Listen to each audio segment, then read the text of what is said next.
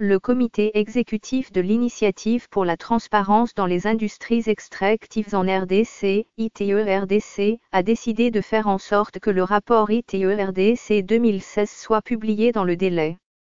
C'est le ministre d'État chargé du plan qui l'a annoncé à la presse le mercredi 9 mai à l'issue de la réunion ordinaire du comité exécutif.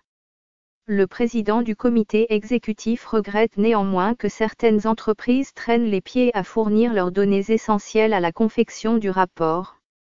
Modeste Bahati-Lukwebo a promis de les presser pour qu'elles fournissent dans le meilleur délai les données dont a besoin le secrétariat technique de l'ITE-RDC pour rédiger son rapport. Il doit être publié avant décembre 2018.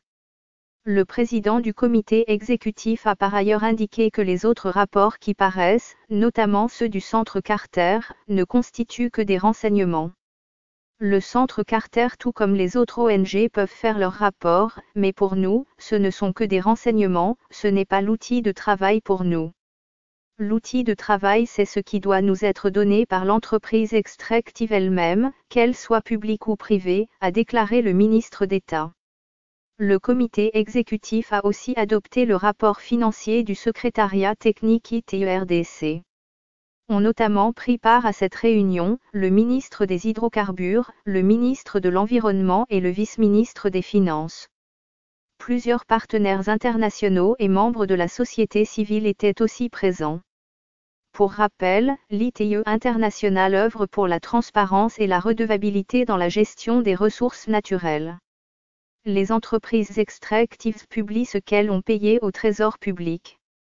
Les administrations publiques déclarent à leur tour ce qu'elles ont reçu des entreprises minières, pétrolières, forestières et gazières.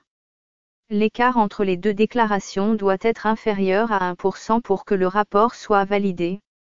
Outre la transparence sur les revenus issus du secteur extractif, l'État doit aussi dire à quoi il les a affectés.